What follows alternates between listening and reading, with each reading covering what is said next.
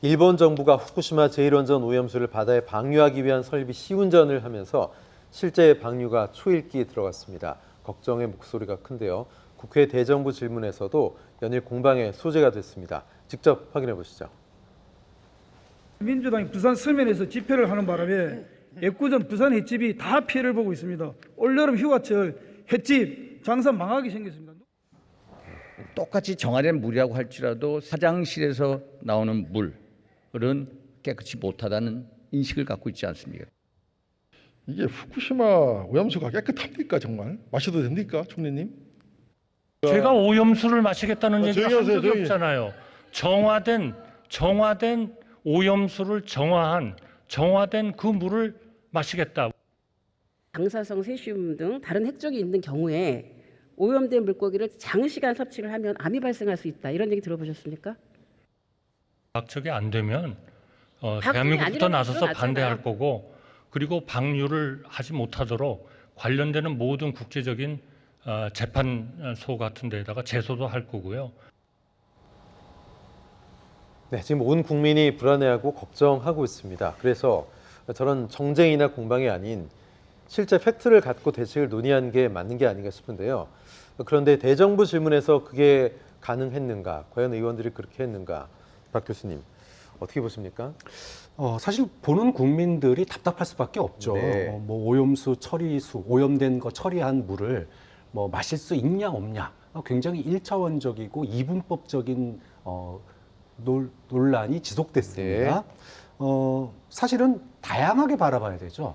이것의 어떤 과학적인 측면도 봐야 되고 또 이것뿐만이 아니라 기존의 그 소위 고농도 오염돼 있는 고농도 방사능에 오염돼 있는 물고기가 잡히고 있지 않습니까? 네. 도쿄전력에서 180배가 넘는 오염된 물고기를 공개한 것도 있고 여러 가지 따져야 될 부분이 굉장히 많은데 지금 논의가 오염수를 마실 수 있냐, 처리수를 마실 수 있냐 없냐로 이렇게 좁혀진 이유가 뭐냐면 네. 이번 그 일본과의 어떤 대일 외교에서 국민의 공감이나 설득, 동의 이런 부분 없이 지금 추진되다 보니까 뭐 뒤에 여론조사 나오겠지만 국민의 다수가 지금 반대하는 게 일본 오염수 방류거든요. 네. 그런데 이 부분을 갖다가 국민의 공감대 없이 어떤 뭐 마치 동의하는 듯한 이런 스탠스를 여당이 취하다 보니까 여기에 대해서 이렇게 일차원적인 답이, 그러니까 문제가 없는 오염수 처리가 문제 없다 그러니까 그러면은 문제 없는데 대응이 나올 게 뭐가 있습니까? 네. 깨끗한 물 나오는데 대응할 게 없잖아요. 그러면은 할 말이 없는 거예요. 그러니까 논쟁이 일차원적이 됐던 이유가 윤석열 정부가 일본의 오염수 처리수 방류 문제에 대해서 너무 급급했다. 이거를 갖다가 이거 안전하다를 홍보하기에 급급하다 네. 보니까 안전하냐 안전하지 않냐로만 이 논의가 진행됐지 그것의 어떤 다면적인 접근 그리고 그에 따른 후속 대책 이런 부분들은 정작 대정부 질문에서 하나도 논의가 안 됐다. 네. 좀 그런 점에서 야당이 뭐 질문을 잘 못했냐 아니면은 지금 정부가 너무 이게 안전성만 강조하다 보니 예. 논의가 이렇게 흘렀냐 뭐 누구 책임인지는 국민들이 판단할 몫이지만 어쨌든 정작 답답한 거는 우리 국민들이죠. 지금 소금 사야 되나 말아야 되나, 네. 해 먹어도 되나 안 되나 이런 거 고민하고 있는데 이런 것들에 대해서 사실은 심도 깊은 어떤 정치권의 논의를 보여주지 못하고 있기 때문에 국민들은 개인적으로 판단할 수밖에 없는 그런 소위 불안 상태, 아노미 상태가 이어질 수밖에 없는 것 같습니다. 네, 그 옥스퍼드 명예 교수란 분이 뭐 그 오염수 처리한 거 얼마든 마실 수 있다. 그 얘기 때문에 뭐 물을 마실 수 있네, 마네, 마신다 그랬냐 아니네 이런 얘기들 참 소모적인 그런 어떻게 보면 좀 유치한 얘기들을 갖고 계속 정치인들이 설왕설래하고 있는데 김대현 평론가님 어떻게 보십니까?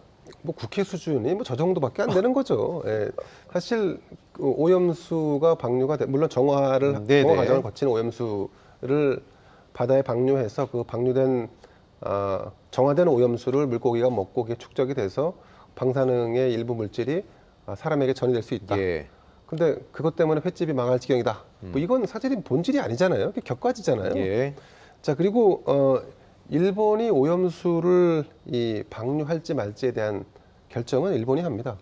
그리고 이 결정이 지난 2018년 이미 내려져서 일본이 그 준비를 계속 해왔던 부분입니다. 그런데 방류를 하는 시점이 윤석열 정부가 집권한 뒤에 이루어지는 이런 상황이다 보니까 네. 사실은 민주당에서는 약간 정략적으로 이 부분을 좀 안전성에 좀 포커스를 맞춰서 논란을 좀 가중시키는 측면이 없지 않아 있는 거고 예. 또 반대로 이제 이걸 방어하겠다고 현 정부는 과학이냐 아니냐 예. 이런 이 프레임으로 접근하고 있는데 제가 볼 때 이 두 가지 다 틀렸습니다.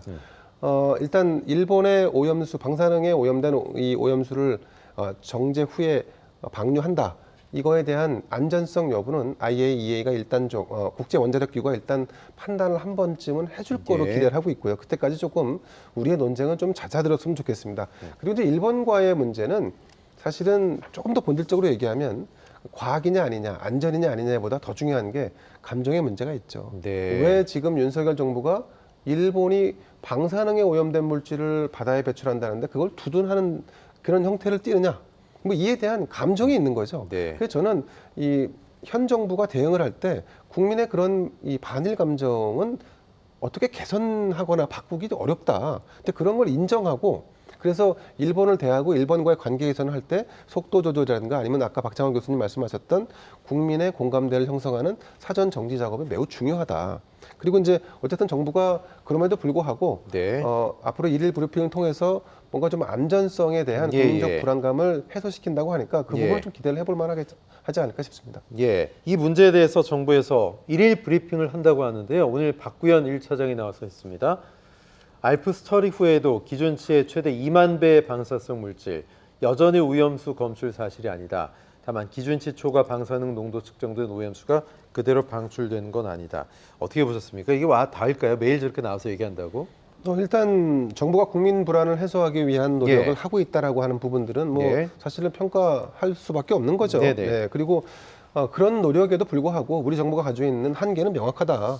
이 오염수에 대한 정화, 뭐 기타 등등의 검증을 우리가 할 수는 없지 않습니까? 네. 거기다가 그 결정 권한도 일본이 가지고 있는 거고 그래도 우리 정부가 계속해서 이 안전성과 관련된 문제에 대해서 뭔가 좀 노력하고 있다. 국민에게 뭔가 좀 안전 이 여부에 대한 이 갈증을 좀 해소시켜주기 위해 뭐 어떤 행동을 하고 있다. 이런 부분들 저는 뭐 계속 해나가는 게 맞다라고 봅니다. 네, 박 교수님. 근데 아직 도쿄 시찰단의 시찰 결과는 검토 중이다. 이건 좀 어떤 의미인지 모르겠어요. 어떻게 보십니까? 그 도쿄 시찰단이 가서 일본의 설명을 듣고 온 거잖아요. 네. 그럼 그 설명을 갖다가 고지고대로 우리 국민들한테 얘기하면 그게 말 그대로 시찰단이 아니라 홍보단인 거죠. 네. 또 그렇다고 그걸 믿지 못하겠다고 하면은 국민을 설득할 수 없으니까 이도저도 못하는 그런 상황에 빠진 거다. 근데 일일 브리핑이 이렇게 우리가 직접 조사한 것도 아니고 예. 일본에서 발표한 거를 가져와 가지고 우리 국민에게 홍보성으로 얘기하다 보면 자칫 국민들의 어떤 반감, 역풍에 휩싸일 수 있기 때문에 저는 일일 브리핑이 오히려 효과가 역풍을 만들 가능성도 있다고 봅니다. 조심스럽게 저는 안 하는 게 오히려 나을 수도 있다고 봅니다. 알겠습니다. 두 분간 말씀 여기까지 나누겠습니다. 박창원 교수, 김대현 평론가 고맙습니다.